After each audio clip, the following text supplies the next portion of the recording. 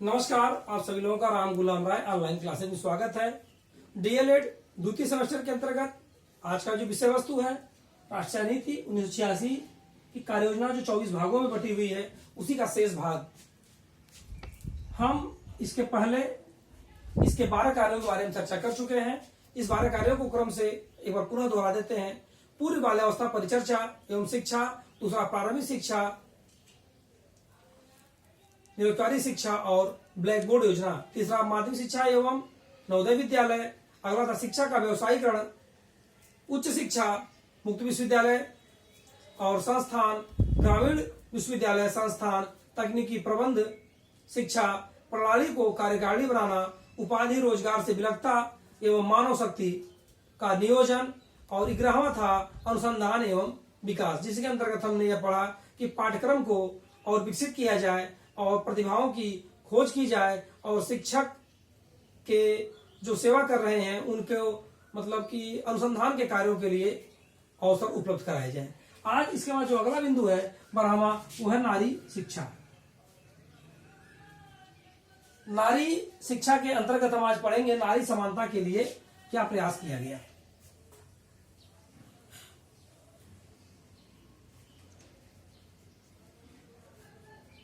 नारी समानता में हम ये सबसे महत्वपूर्ण बात देखेंगे। नारी समानता के लिए जो शिक्षा है, क्या है? नारी समानता के लिए शिक्षा। इसमें नारी शिक्षा के लिए महिला शिक्षकों की नियुक्ति, निःशुल्क शिक्षा, छात्रवृत्ति के प्रोत्साहन, छात्रावास आदि सभी सुविधाओं की बात नीति ने स्वीकारी थी, जिसमें सबसे महत्वपूर्ण बात थी कि नारी शिक्षा पुरुषों के समान एक गति से चले और एक प्रवाहमान व्यवस्था के साथ चले, और उसमें जो भी कमियां हैं उन कमियों को दूर किया जाए, चाहे वह विद्यालय स्थापना की बात हो, चाहे उनकी छात्रवृत्ति की बात हो, या महिला शिक्षिका नियुक्ति की बात हो, या छात्रावास की बात हो। हर बिंदु पर नारी शिक्षा के लिए समिति ने अपने सुझाव प्रेषित किए। इसी क्रम में जो हम देखेंगे अगला क्रम हमारा है वो है अनुसूचित जाति, अनुसूचित जनजाति तथा पिछड़े वर्ग की शिक्षा की बात। अनुसूचित जाति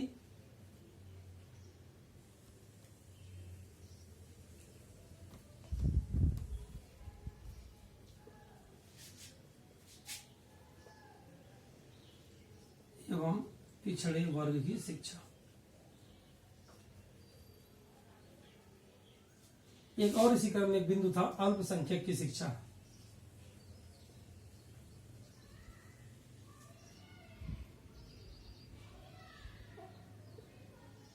अल्पसंख्यकों की शिक्षा।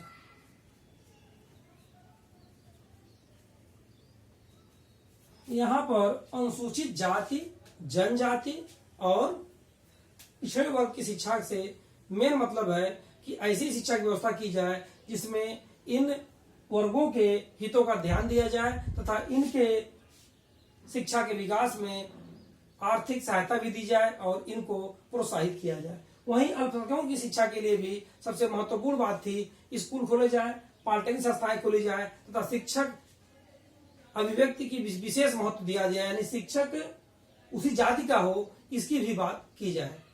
इसके बाद जो अगला हमारा क्रम है वो है विकलांगों की शिक्षा।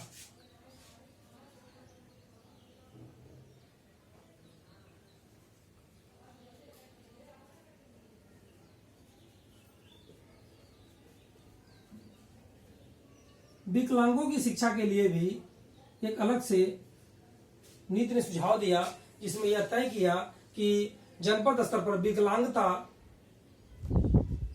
एक समिति का गठन किया जाए, जिसके अंतर्गत विकलांगता कार्यकारिणी समिति का गठन किया, जिसके अंतर्गत विकलांगता शिक्षा को बढ़ावा दिया जाए और ऐसे विकलांग लोगों के शिक्षा के प्रसार पर विशेष ध्यान दिया जाए। फिर अगला था प्रौढ़ शिक्षा।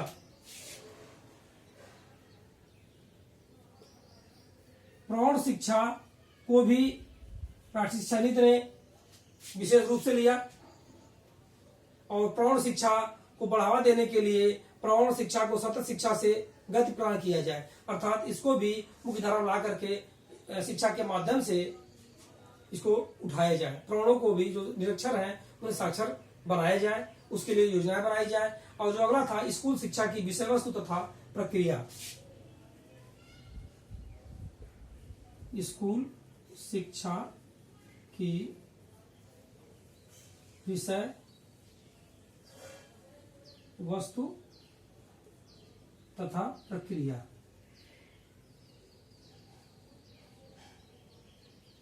हम यहां देखेंगे सबसे बड़ी बात कि स्कूल शिक्षा की विषय वस्तु तथा प्रक्रिया के अंतर्गत हमने राष्ट्रीय कोर पाठ्यक्रम की व्यवस्था की जाए तथा राष्ट्रीय पाठ्यवस्तु सुधार यानी राष्ट्रीय कोर पाठ्यक्रम, ऐसा पाठ्यक्रम बनाया जाए जो पूरे राष्ट्रीय स्तर पर एक हो। और उसके साथ ही साथ यह भी ध्यान दिया जाए कि पाठ्य वस्तु के सुधार की भी बात की जाए। इसके बाद मूल्यांकन प्रक्रिया था परीक्षा में सुधार। अगला जो कार्य योजना था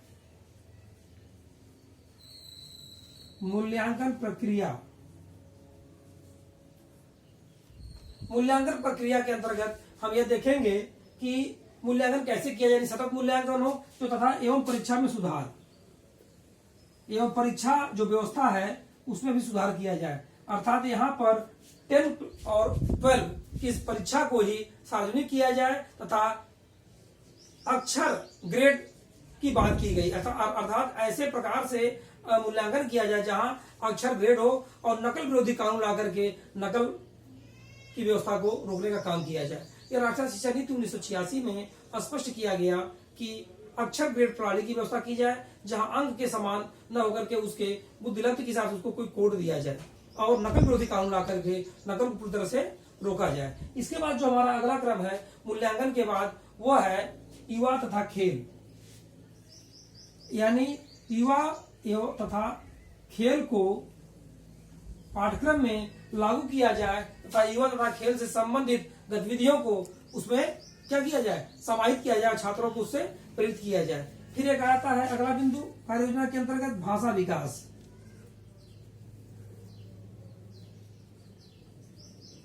भाषा विकास में अपनी आधुनिक भाषा के विकास के साथ साथ हिंदी को जनसंपर्क की भाषा के रूप में विकास किया जाए तथा इसके संदर्भ में कुछ वित्त की व्यवस्था की जाए जिससे कि भाषा विकास को और आगे बढ़ने में मदद मिले। अर्थात हिंदी को संपर्क भाषा के रूप में विकास किया जाए। सांस्कृतिक परिप्रेक्ष्य की एक बात किया गया अगले क्रम में, सांस्कृतिक परिप्रेक्ष्य।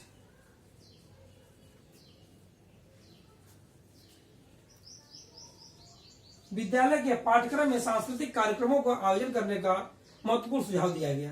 सांस्कृतिक कार्यक्रम आयोजन करने का मूल उद्देश्य था पाठ्यक्रम में इसको स्वीकार किया जाए जिससे सांस्कृतिक विरासत को बचाया जा सके तथा हमारी सभ्यता और संस्कृति को गतिमान किया जा सके। इसके बाद था संचार साधन एवं शैक्षिक तकनीकी।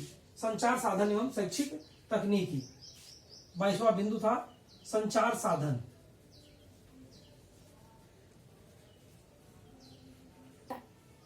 यहां संचार साधन एवं शैक्षिक तकनीकी। फिर एक बिंदु है शिक्षक एवं प्रशिक्षण। 23वां है, 24वां बताते हैं। संचार साधन एवं शैक्षिक तकनीक के अंतर्गत राष्ट्रीय शिक्षा नीति में यह तय किया गया कि शिक्षा के अंतर्गत रेडियो, कंप्यूटर, ओवरहेड प्रोजेक्टर आदि को स्वीकृति प्रदान की जाए। इनके सहयोग से विषय वस्तु का विकास किया जाए तथा इनके सहयोग से शिक्षा को और मजबूती प्रदान की जाए। अर्थात शिक्षा के प्रसार प्रसार में शैक्षिक तकनीकी और संचार साधनों का उपयोगिता निश्चित की जाए और उसके साथ ही साथ यह विकास भी निश्चित किया जाए कि हम इन संचार साधनों के और तकनीकी ज्ञान से संबंधित विषय वस्तु को पाठ्यक्रम में जोड़ें। अगला विषय था शिक्षक एवं प्रशिक्षण। शिक्षक एवं प्रशिक्षण के अंतर्गत प्रत्येक जिले में डाइट की स्थापना की जाए और एनसीटी राष्ट्रीय अध्यापक शिक्षा परिषद का गठन किया जाए जिससे शिक्षक और प्रशिक्षण विभाग को और गुणवत्तापूर्ण व्यवस्था के ढंग से आगे चलाया जाए। अंतिम था शिक्षा का प्रबंध।